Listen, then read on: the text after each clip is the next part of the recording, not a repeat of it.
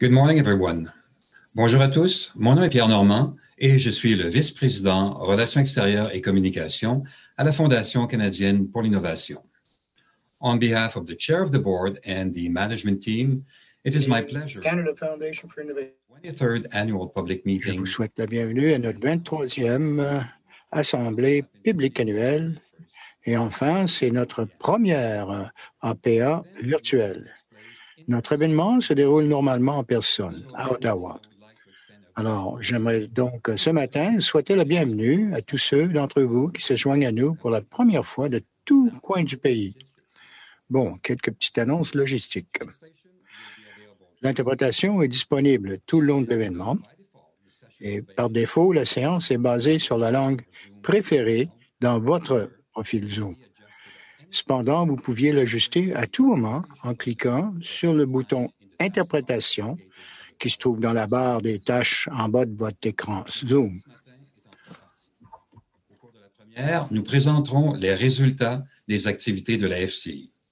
To begin, we will have a video from Dr. Ingrid Pickering, who is the chair of the CFI. Par une vidéo du Dr. Ingrid Pickering, présidente du conseil d'administration de la FCI, dans laquelle elle présentera quelques faits marquants de notre dernier exercice financier. Ensuite, nous aurons une courte vidéo de Dr. Roseanne O'Reilly-Runda, présidente directrice générale de la FCI, qui parlera de certaines de nos activités les plus récentes et de la direction que prendra l'organisation au cours des prochains mois. Courte période de questions suivra ces deux présentations.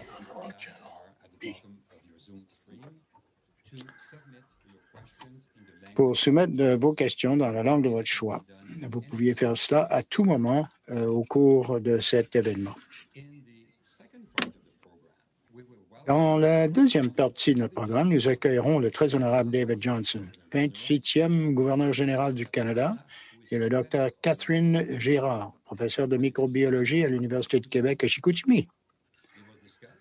Ils discuteront de la façon dont l'innovation canadienne peut être source d'espoir alors que nous continuons à faire face aux conséquences de la pandémie mondiale. Il y aura d'autres occasions de poser des questions à la fin de cette table ronde.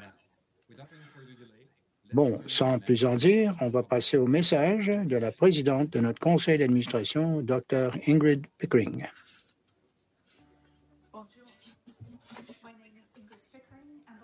Bonjour, je m'appelle Ingrid Pickering et je suis directrice présidente du conseil. Welcome to the Canada Foundation for Innovation. J'aimerais bien vous indiquer que je vous parle aujourd'hui depuis Saskatoon, qui se trouve sur le territoire du traité numéro 6 de la patrie des Métis, et que les bureaux de la FCA à Ottawa sont situés sur le territoire non cédé de la nation Algonquine-Anishinaabe. Permettez-moi de vous parler un peu de la Fondation canadienne de l'innovation. The CFI invests in equipment. These investments include Level 3 containment laboratories for infectious disease research, like the ones that are making integral contributions to help find... Confinement de niveau 3 pour la recherche sur les maladies infectieuses, comme ceux qui apportent une contribution intégrale à la recherche du vaccin COVID-19. Ils soutiennent également des équipes audio et vidéo et des équipements de terrain, même que des navires de recherche pour aider les experts à approfondir des problèmes environnementaux. Le FCI a été créé par le gouvernement du Canada en 1997. Depuis là, il a financé plus de 11 000 projets de recherche dans les universités, collèges, hôpitaux de recherche dans tous les pays. Tout le pays, avec des investissements de 8,3 milliards de dollars. La Fondation fournit généralement 40% des fonds pour des projets d'infrastructure, de sorte que les provinces ont joué un rôle essentiel en aidant à tirer parti des contributions de la Fondation jusqu'à un investissement total de 19,9 milliards de dollars.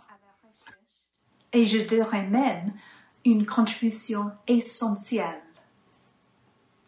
Equipped with state-of-the-art infrastructure, researchers can make discoveries and innovate. Dotés d'infrastructures de pointe, les chercheurs peuvent faire des découvertes et innover, ce qui se traduit par des avantages sociaux, sanitaires, environnementaux et des économies dont nous bénéficions tous.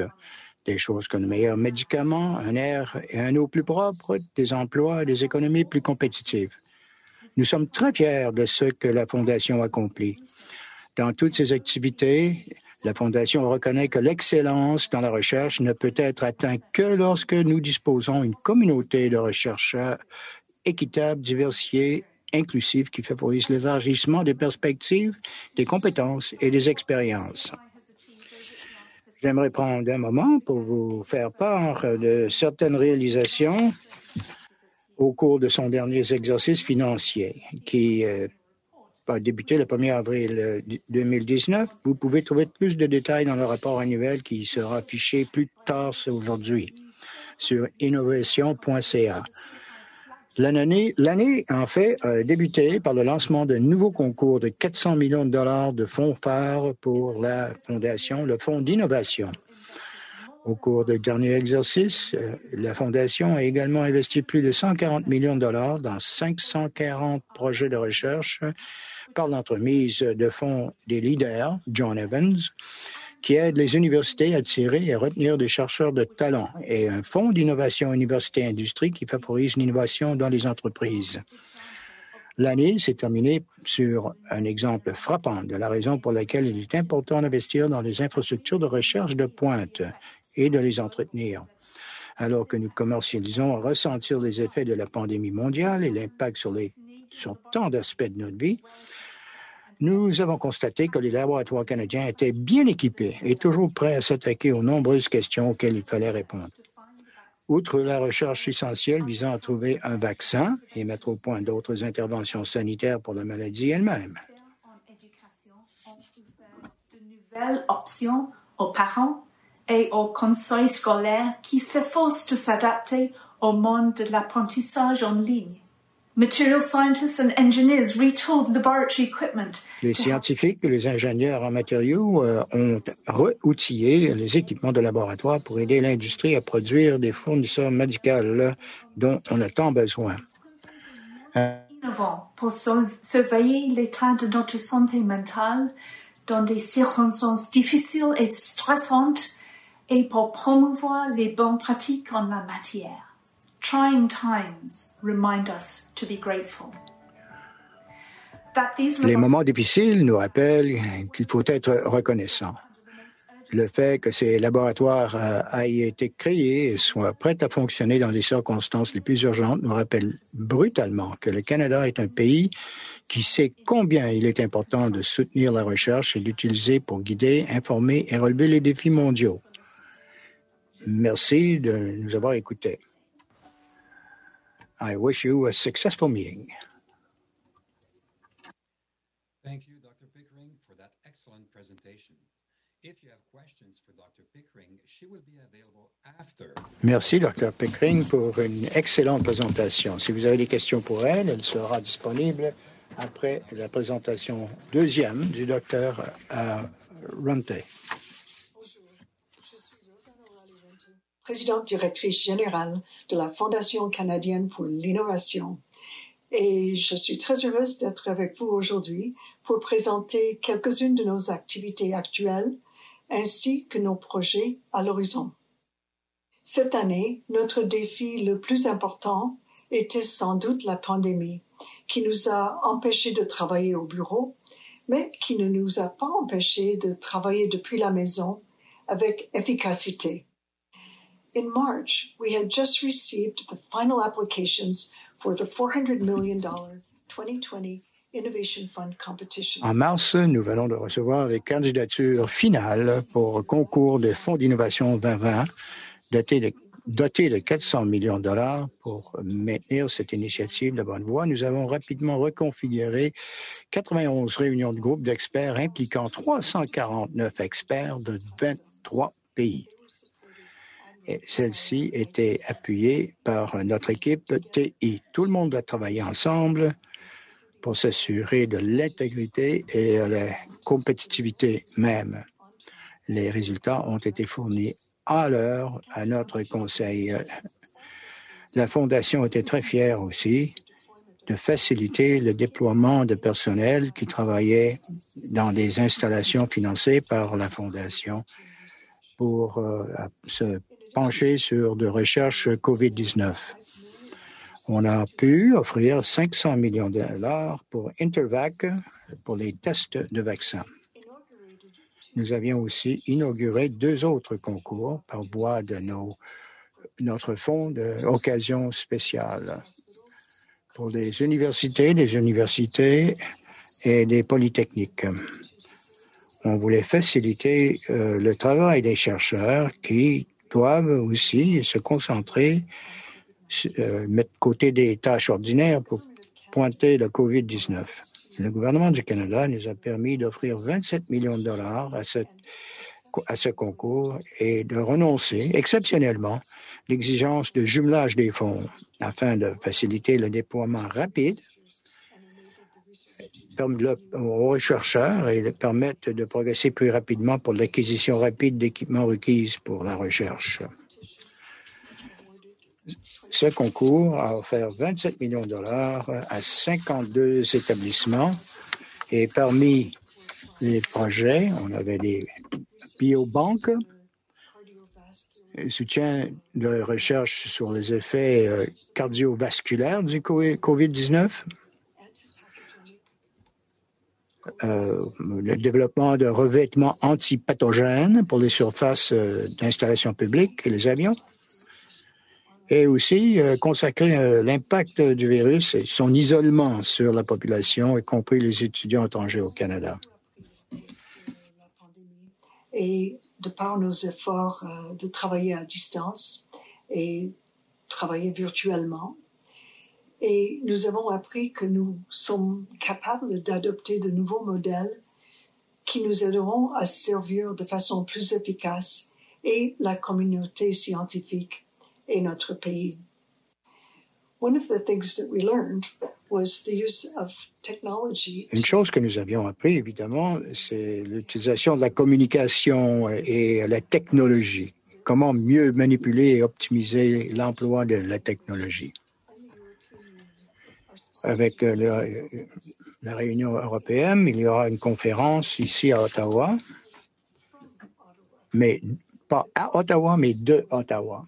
Cette conférence portera sur l'infrastructure internationale de taille. Les gouvernements, les fondations et divers intérêts, évidemment, seront à l'écoute. Nous espérions que ceci sera une occasion pour les chercheurs-chercheuses canadiens d'entamer un dialogue avec leurs homologues internationaux et une occasion aussi pour mettre en vitrine, avec un peu d'honneur, ce qui se passe au Canada.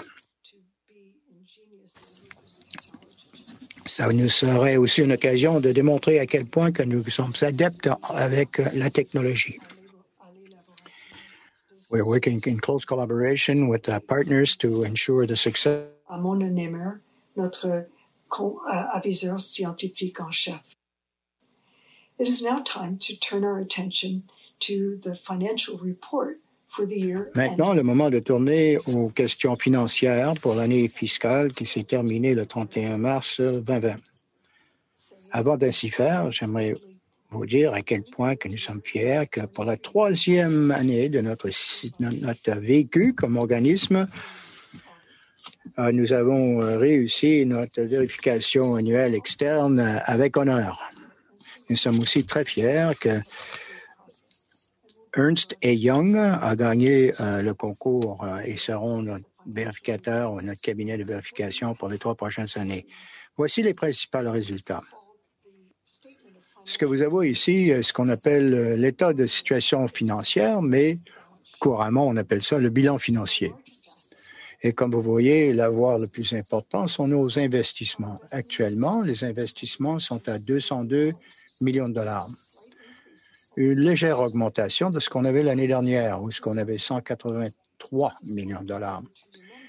Il est important d'ailleurs de se souvenir que ces fonds sont pour la plupart engagés et seront déployés de façon progressive. Vous allez voir que les montants aux établissements admissibles est à la hausse un peu de l'année dernière, à peu près 600 000. Côté dépenses, les dépenses généraux, les frais d'administration, à l'exclusion de l'amortissement, ont baissé très légèrement de 13 millions à 12,8 millions cette année. Les frais de fonctionnement étaient plus faibles étant donné qu'on avait moins dépensé. Ça varie entre 2,2 et 2,4 % des déboursements aux institutions et en moyenne 3,3 % depuis l'inception de la Fondation. Since the... a versé la somme de 8,79 milliards de dollars. En date du 31 mars 2020, la FCI a reçu un montant total de 6,12 milliards de dollars. La différence sera versée au cours des prochaines années selon les modalités des accords de financement et les ententes de contribution. Au cours de l'année fiscale 2019-2020, la FCI a octroyé aux établissements la somme de 380 millions de dollars pour un montant cumulatif de 8,3 milliards de dollars. Et si l'on tient compte de l'effet multiplicateur des investissements qui représentent seulement 40% des coûts, ceci se traduit par un total de 19,9 milliards de dollars en infrastructures de recherche pour le Canada. Thank you very much for your attention and your support. Merci de votre soutien. Thank you very much for your attention and support, and have a success. Thank you, Dr. Ranta, for sharing with us your thoughts on the activities of the current fiscal year. Now, let's take a few Merci beaucoup, Madame Runte, pour avoir partagé avec nous votre perspective sur l'année en cours. Alors, si vous avez des questions pour l'une ou l'autre des intervenantes, s'il vous plaît, vous pouvez utiliser le bouton questions-réponses. De votre écran Zoom. I received a question during the presentation. J'ai reçu une question pendant la présentation qui s'adresse au Dr. Runte, qui demande sur la répercussion de cette pandémie sur le budget courant actuel du budget de notre fondation. Bien oui, les budgets ont été atteints, bien sûr. On dépense beaucoup moins pour le déplacement et les voyages.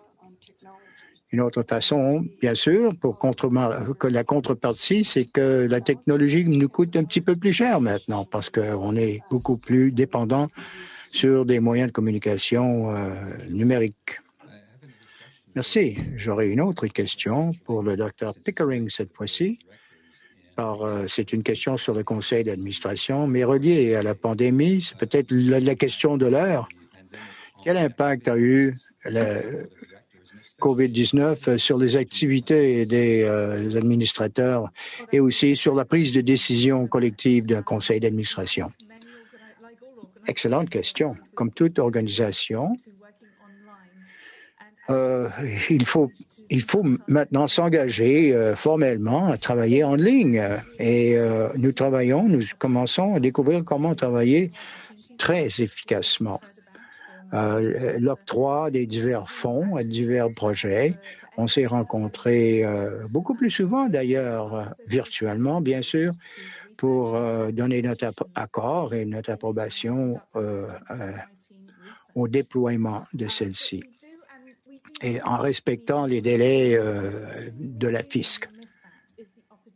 Ce qui nous manque beaucoup plutôt, c'est l'occasion de visiter les projets, de voir qu'est-ce qui se passe en communauté, en université, dans les collectivités. Surtout discuter avec les étudiants qui sont vivement impliqués, participants dans la recherche.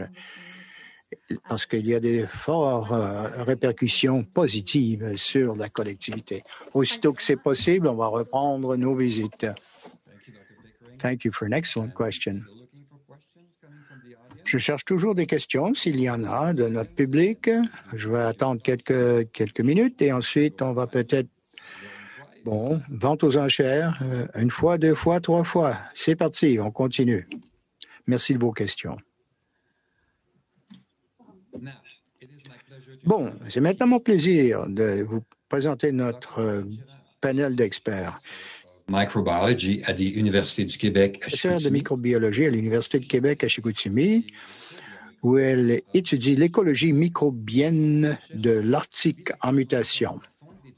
Et du permafrost pourraient libérer des microbes dans l'environnement, comment ceux-ci se dispersent dans des environnements en transition et leur impact sur les ressources nécessaires aux populations du Nord. Professeur Girard collaborates with Inuit partners in our work. Professeur Girard collabore avec des partenaires inuits dans ses travaux et aide les chercheurs en début de carrière à établir des relations fructueuses avec des partenaires autochtones. Pour le savoir. Bienvenue, professeur Girard. Bonjour Pierre, merci. The Right Honorable David Johnston was our country's 28th Governor General. Le très honorable David Johnston, 28e gouverneur général du pays, avant son installation comme gouverneur, il était professeur de droit pendant 45 ans. Il était président de l'Université de Waterloo pendant deux mandats et directeur de l'Université McGill pendant 3 mandats. L'Association des universités et collèges du Canada, aujourd'hui Université Canada, et de la Conférence des recteurs et des principaux des universités du Québec. He is the author or co-author of more than 30 books on topics Il est aussi co-auteur de plus de 30 livres sur les sujets tels que l'innovation, fonction publique et l'histoire du Canada. Bienvenue, M. Johnson. Parmi vous. Thank you. And I will now turn to Dr. Runta, who will moderate the conversation. Dr. Runta, qui va modérer la discussion. Merci beaucoup à vous tous. Nous avons le grand plaisir et l'honneur d'avoir les deux voix d'expertise de savoir. David Johnston, il n'y a personne que je connais qui a écrit autant de livres que lui et qui a eu une carrière aussi brillante et variée. Surtout lorsqu'il parle de l'unicité de ce pays, ce grand pays, le Canada. Et Catherine, en début de carrière, a déjà atteint un sommet. Elle n'est pas uniquement étudiante. Elle a organisé 12 visites techniques en Arctique. Elle a descendu dans le sud pour étudier la vie des abeilles de miel. C'est innovateur comme recherche et je vous remercie tous les deux pour avoir accepté notre invitation et de participer dans ce débat. En parlant de pandémie, évidemment, c'est la question du jour. On lit dans tous les journaux tous les jours qu'il faut vraiment se concentrer sur l'économie. Bon, c'est le contrepoint de la pandémie, si vous voulez. Le Canada est un pays vaste, avec beaucoup de ressources naturelles. Et les meilleures ressources que nous avions, évidemment, c'est nos citoyens et citoyennes, le peuple canadien. Et une ressource très diverse, très riche. David, auriez-vous l'obligeance de nous parler un peu de la diversité vue de votre perspective et comment qu'on pourrait générer ensemble l'innovation? Merci à vous pour l'invitation d'être parmi vous. Je suis très heureux pour 2 raisons personnelles. Premièrement, j'ai beaucoup d'admiration pour la Fondation canadienne d'innovation avec 23 ans comme grande fondation pour la recherche et le développement ici au Canada. Et deuxièmement, parce que j'ai beaucoup de passion pour l'innovation. And it's so wonderful to have a chance to chat today.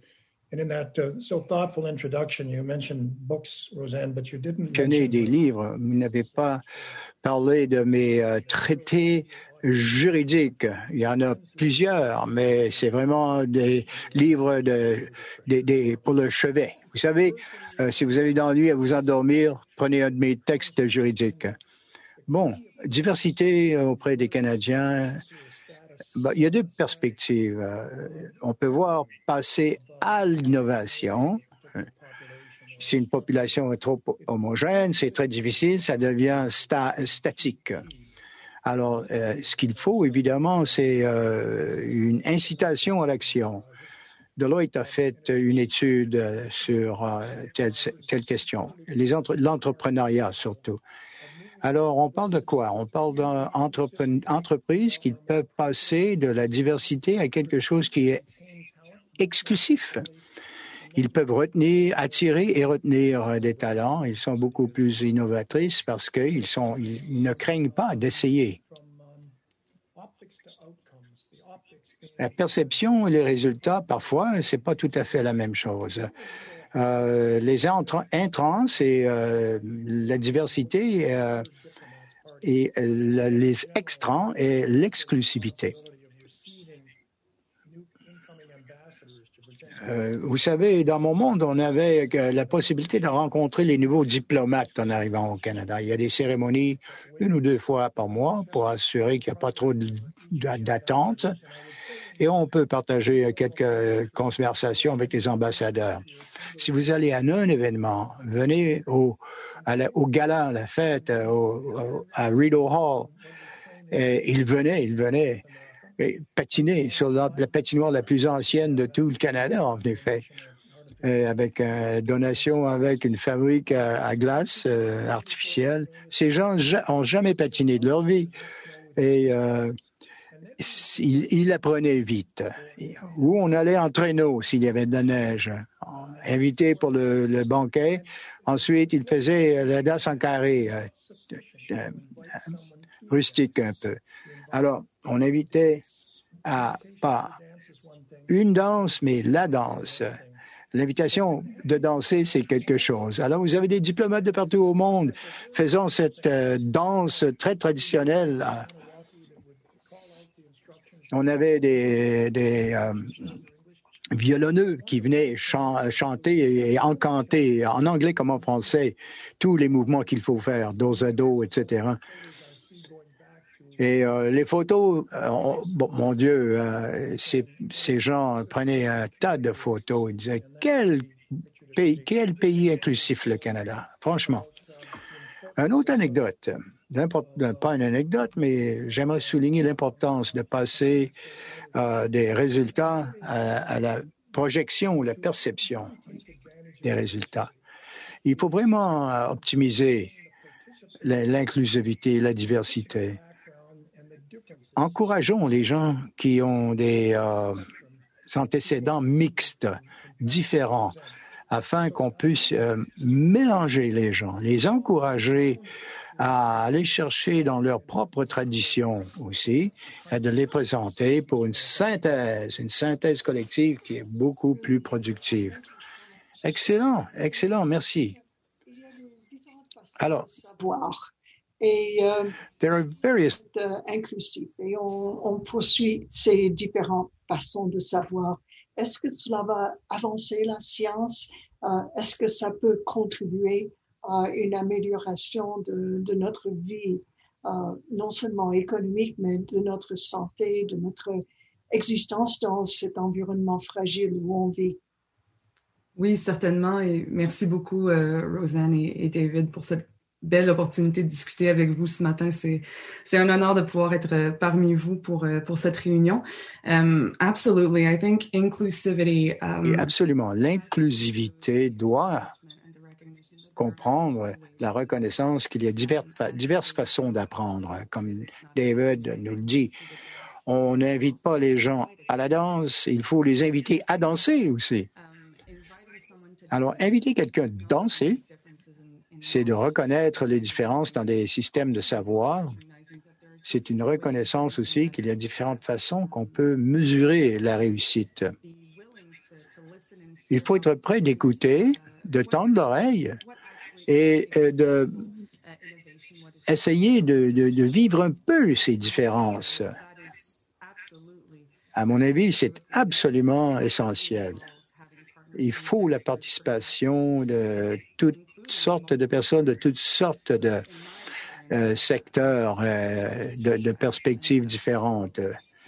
Que ce soit l'agriculture, moi, j'ai besoin des agriculteurs. Je fais du camping dans le Nord. Il faut faire rencontrer les Inuits du Nord aux technocrates du Sud en agriculture, quoi. Il faut comprendre notre environnement. Le réchauffement de la cliente est en train de vachement changer la façon que la planète va faire. Et vous savez que dans l'Arctique, quand on est dans l'isolement quasi total, si les choses vont mal, ils vont très mal. Mais il faut trouver des façons de résoudre ces problèmes. Ce ne serait pas possible pour moi si j'étais seul ou si j'étais avec une équipe d'universitaires du Sud. Il nous faut des perspectives locales. Et un autre exemple, par exemple, de mesurer la réussite et comment ceci peut mener à l'innovation. J'ai vécu ça début mars, première vague de l'éclosion de COVID-19.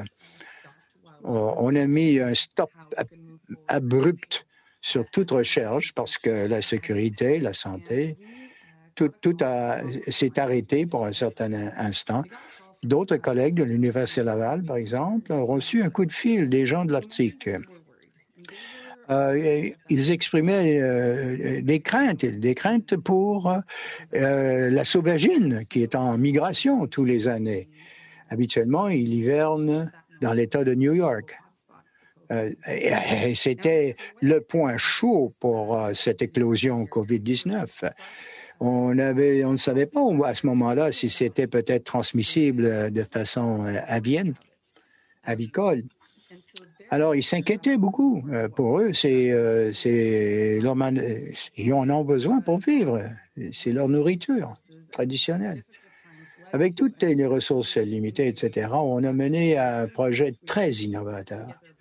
Dans quelques semaines, on a établi des protocoles d'échantillonnage pour rapidement confirmer si ou non des centaines de ces oies étaient en fait séronégatifs, point de vue COVID-19. Et c'est une question importante pour eux. On a pu quand même leur donner une réponse favorable et un processus, un nouveau protocole dans un peu de temps. Alors voilà un exemple de l'innovation vue de la croisée de diverses cultures ou perspectives. Bien, en écoutant cette excellente présentation, il y a deux choses qui me sautent à l'esprit. Lorsqu'on dit on devrait changer le fusil d'épaule, on devrait de savoir une chose, c'est de n'en savoir aucune. Et un parachute fonctionne mieux lorsqu'il est ouvert, quoi. Excellente analogie. J'étais à vous poser quelques questions, à savoir comment construire ou utiliser un parachute. Vous avez fait plus que ça vous-même, tous les deux. Vous avez créé la fondation Rideau Hall, un carrefour où ce que les jeunes peuvent apprendre sur l'innovation et comment optimiser leurs compétences.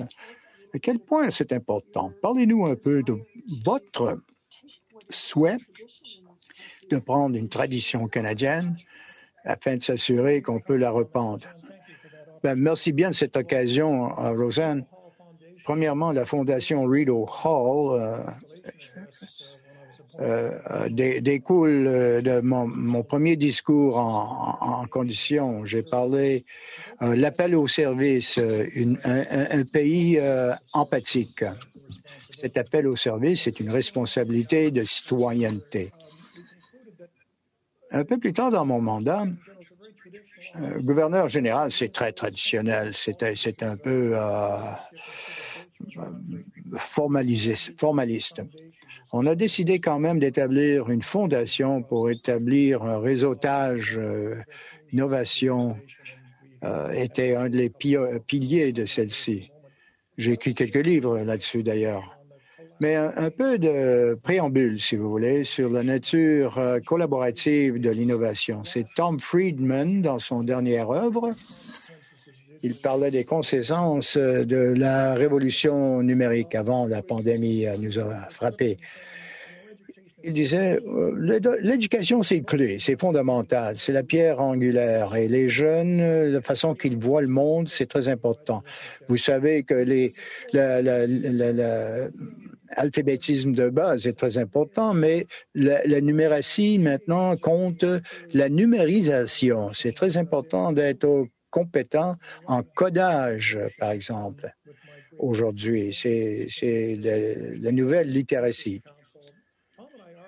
On était d'accord, moi et Tom, sur 3 points, mais lui, il était un technophile. Il travaillait à Open Text. Il voulait mettre un dictionnaire en ligne. À Waterloo, j'étais recteur, bien sûr, et il était fanat de toutes ces choses-là qui, effectivement, ont pris naissance au Canada, mais ont leurs existences aux États-Unis, comme Google et Facebook et tout. Compétences techniques, je disais, c'est pas fondamental. Mais deuxième réflexion, oui, c'est fondamental, c'est absolument essentiel. Les jeunes doivent comprendre qu'est-ce que c'est le codage. Le codage, c'est pas réparer une machine, là, c'est pas fixer des algorithmes. Non, c'est comprendre un nouveau langage. Ce qui me semble encore plus important que tout cela, c'est la curiosité. Et c'est ce qu'il faut faire avec les jeunes. Il faut toujours leur demander, vous savez, vos petits-enfants vont vous dire, mais pourquoi? Pourquoi? Pourquoi? Vous répondez et à chaque réponse, ils vont dire, oui, mais pourquoi? Alors, il faut encourager ça. À notre fondation Rideau Hall, une chose qu'on a fait, un autre de nos piliers, l'innovation bien sûr n'en étant une, on a un partenariat avec la fiducie Adelson.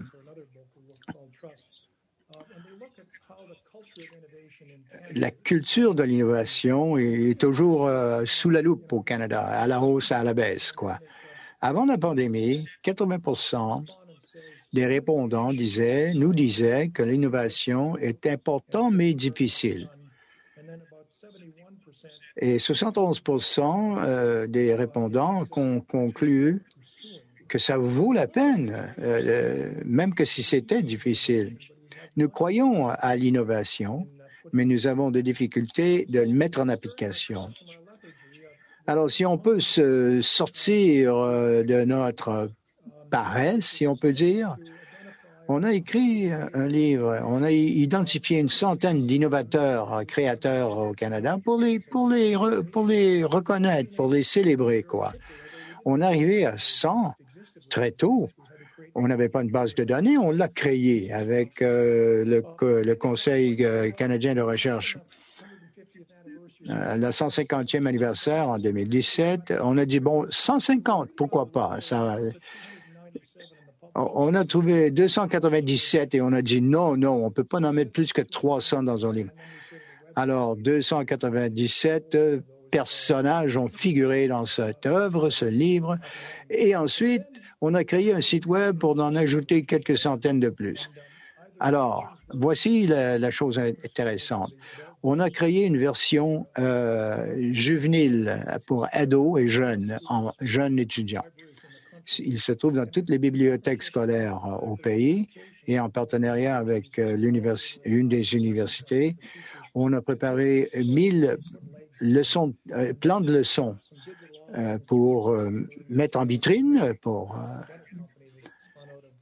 que ce soit des personnages phares dans diverses discussions.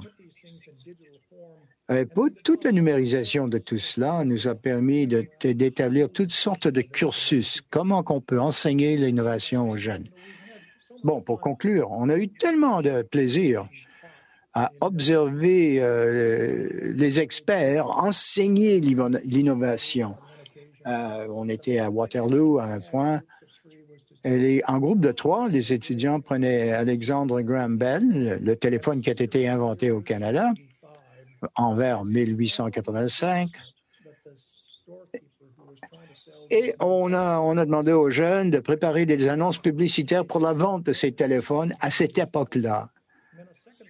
Un deuxième projet, encore, c'est toujours des groupes de 3 ou 4 étudiants. Ils ont 9 ou 10 ans. On préparait le guide du propriétaire ou de l'acheteur pour ce téléphone-là maintenant. C'était très intéressant. Alors, encourager la curiosité, l'adosser à des résultats concrets avec un produit quelconque. Les jeunes adorent ça. Moi, je suis un passionné de l'innovation. Le président de l'Université de Toronto était un de mes héros, quoi, John. Et elle m'a dit, David, tu sais, si on pourrait encourager les gens d'être aussi enthousiastes pour la recherche que le hockey au Canada, ce serait fantastique. J'ai dit, oh, ben là, tu rêves en couleur, mais on a le droit de rêver.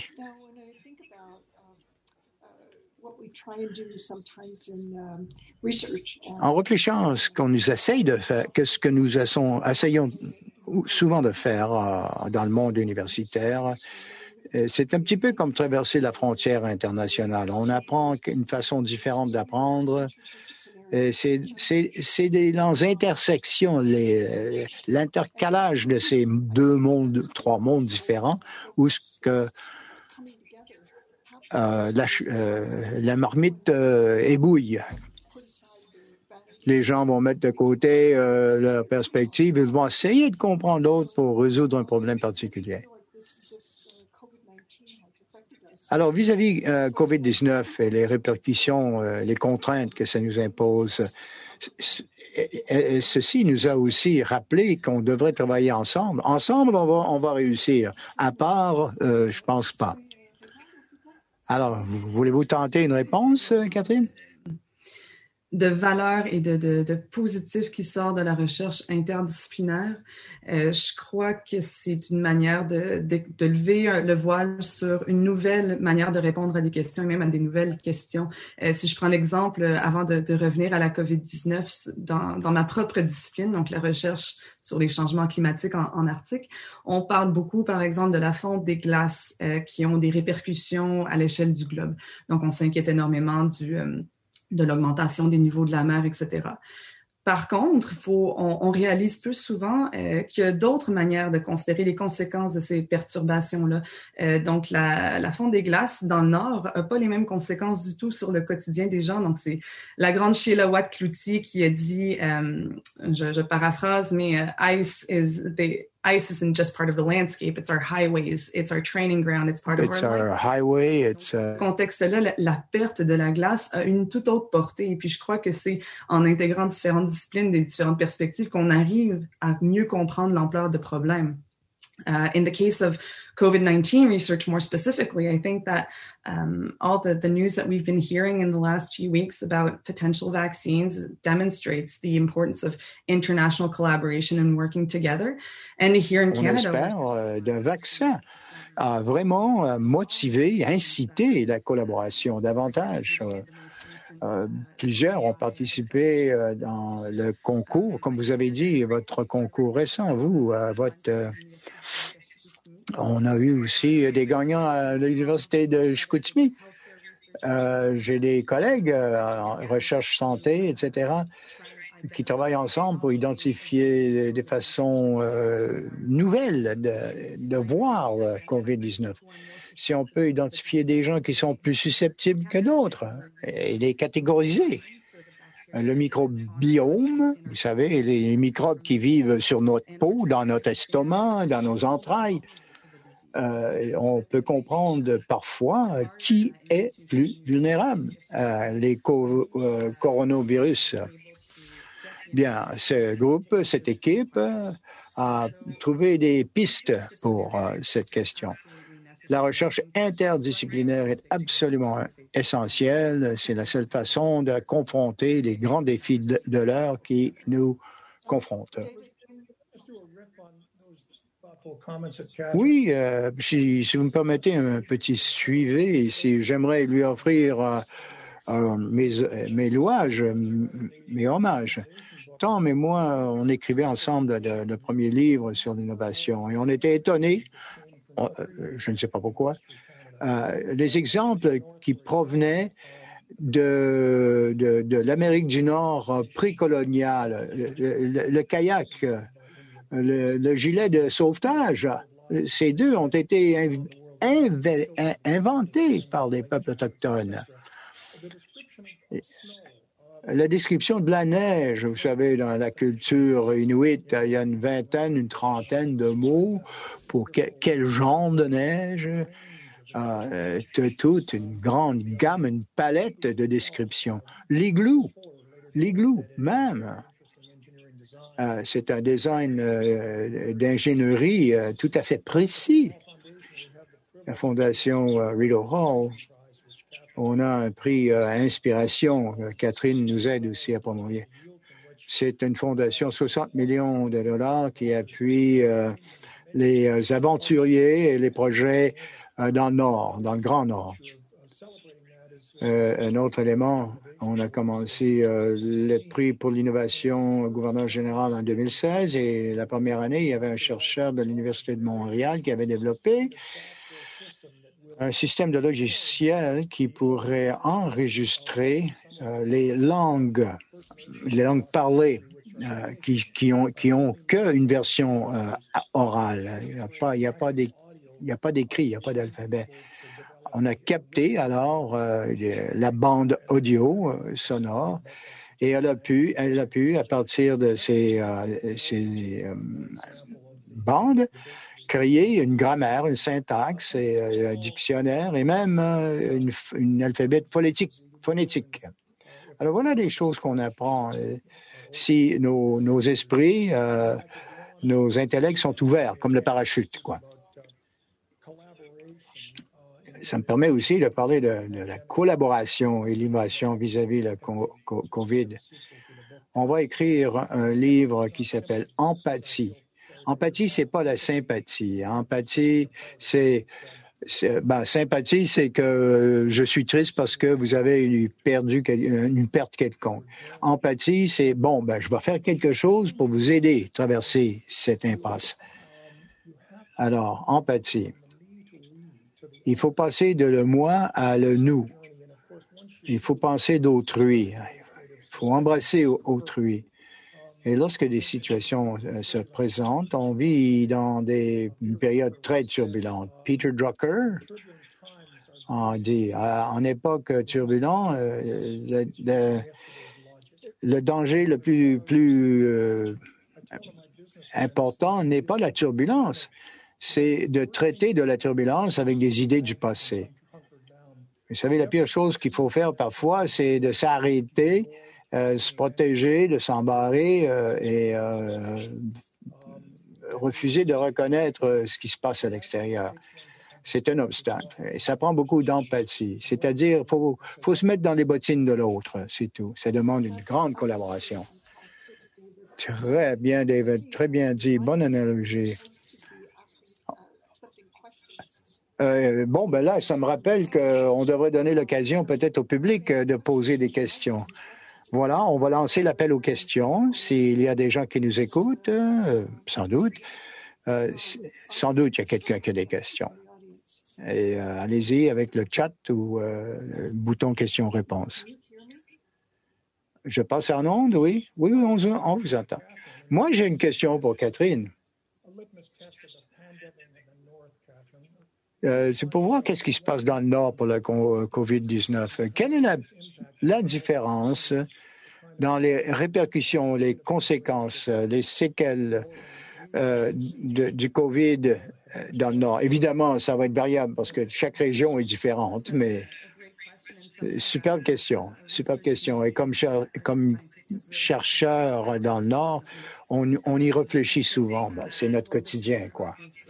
Tout le long de cet été, habituellement, c'est le moment où nous allons faire des études sur le terrain.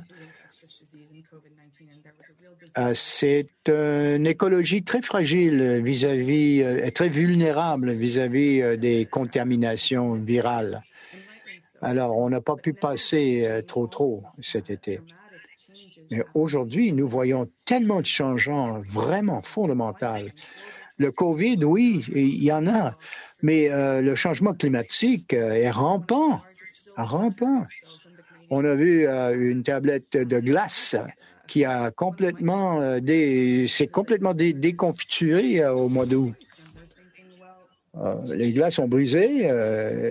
On a perdu des kilomètres carrés de glace. C'est le moyen de transport, n'oublions pas. Alors, comment être innovateur et passer à des projets de recherche importants? I think it's a great... Pour la communauté de recherche, de réfléchir à comment on peut améliorer nos propres pratiques. Donc, ça fait plusieurs décennies qu'on discute avec nos partenaires du Nord, nos partenaires autochtones, sur comment on peut faire de la recherche par le Nord pour le Nord. Comment est-ce que la science peut servir les intérêts des populations, des territoires. Et je crois que c'était difficile cet été de ne pas aller sur le terrain, mais c'est une opportunité qui nous montre à quel point on peut collaborer en fait et trouver des manières de partager le pouvoir qu'on a avec nos partenaires nordiques. Donc certainement, la science n'arrête pas. On peut continuer à collaborer avec nos collaborateurs. Donc j'ai plusieurs amis dans le Nord qui sont très très occupés en ce moment parce que pour eux la recherche n'arrête pas. Ils continuent l'échantillonnage, continuent les analyses, partagent leurs données avec leurs collaborateurs universitaires du Sud. So I think this has been a real eye-opener, in fact. Initially, it was jarring. C'est vraiment quelque chose qui m'a éveillé un peu. C'était un petit peu épeurant de ne pas être en mesure de visiter les lieux de recherche, et de faire confiance à autrui. Mais en effet, ça a bien marché. Oui, évidemment, je pense que cette pandémie a modifié la façon qu'on fait de la recherche dans le Nord. Et alors, une question supplémentaire, nous parlions des scientifiques citoyens ou des citoyens scientifiques. Et on a besoin de ces gens. Ils sont sur le terrain, c'est notre espion sur place, si vous voulez. C'est notre mandataire dans un sens. Alors, comment peut-on optimiser l'utilisation des citoyens scientifiques dans le Nord? Vous vous en servez? Mais oui, absolument. Absolument. On en a beaucoup appris aussi avec leurs services. Il faut engager avec les citoyens. Ils participent dans la recherche et ils vont interpréter ce qu'ils voient, vous savez. Peut-être pas formel dans une thèse ou un livre, mais quand même. C'est nous qui sommes en rattrapage, quoi. David a visité le Nord beaucoup, je pense. Et vous avez beaucoup de connaissances et beaucoup d'amis dans le Nord. Et on contribue tous à la science. C'est un privilège.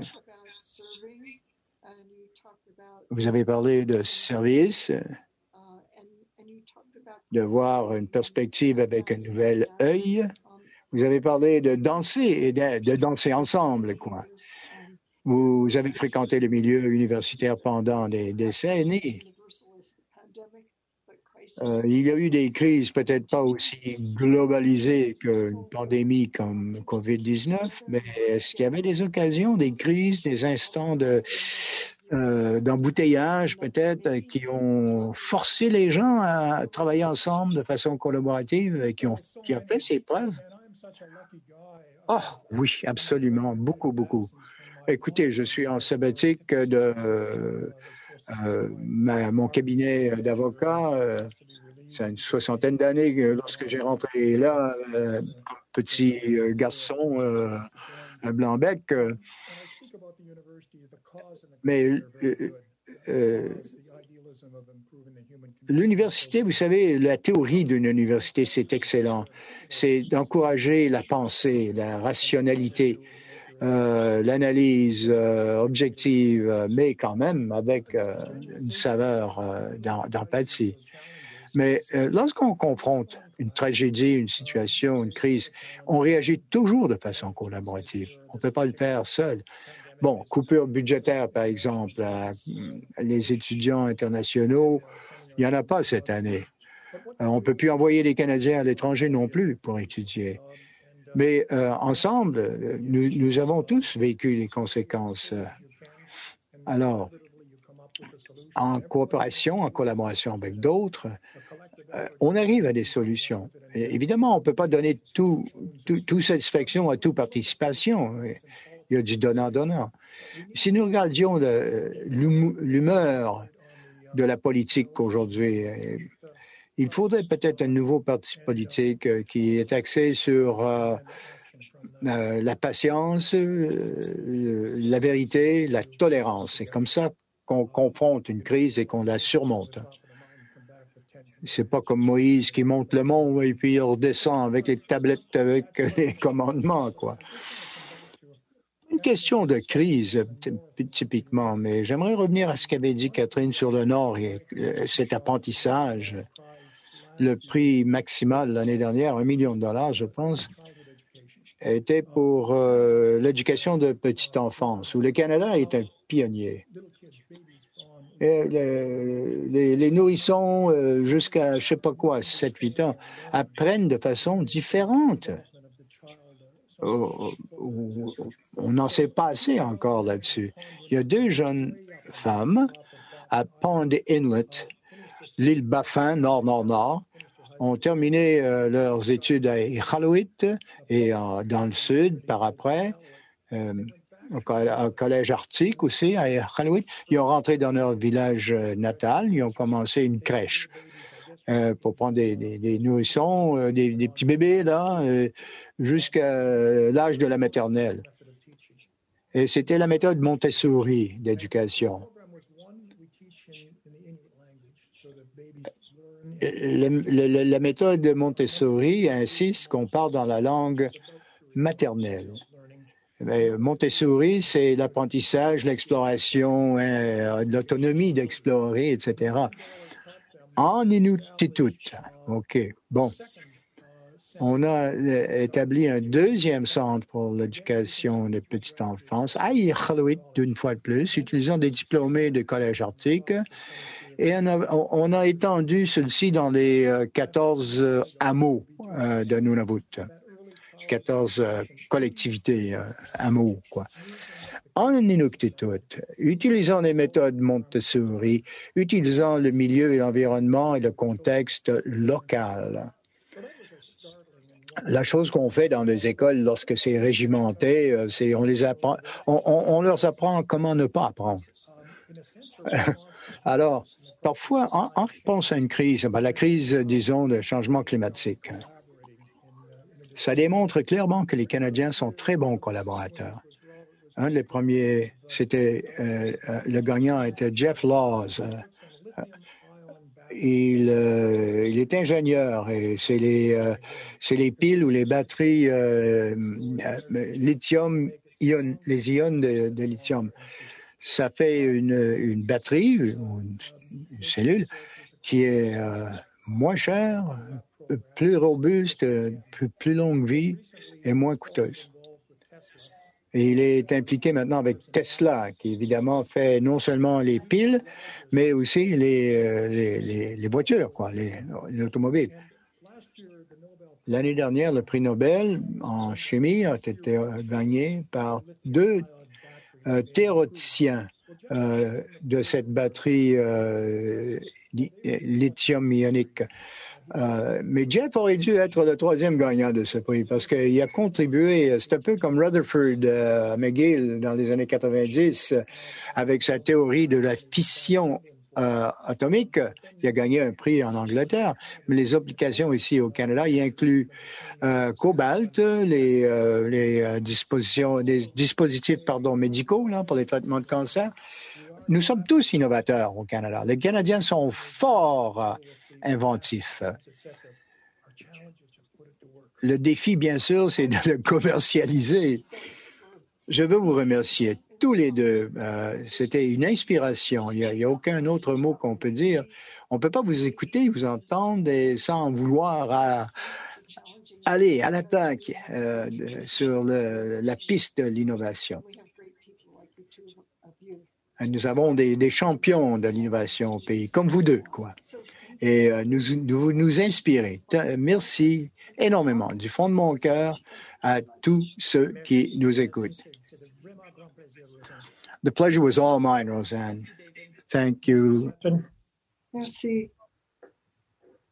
Et je vais me joindre à Roseanne pour remercier nos panélistes pour une conversation vraiment des plus stimulantes ce matin. C'est vraiment un plaisir de vous entendre tous les deux en conversation. And also a very special thank you to all our speakers. Aussi, un remerciement tout à fait particulier à tous nos participants, Dr. Pickering, Mme Hunte, Catherine, bien sûr, et notre gouverneur général. Si vous voulez plus d'informations, vous pouvez visiter notre site web pour notre rapport annuel, innovation.ca, anglais comme français. Et avec ceci dit, nous avons conclu formellement le 23e Assemblée publique annuelle. Merci d'avoir invité. Have a great day, everyone. Bonne journée à tous.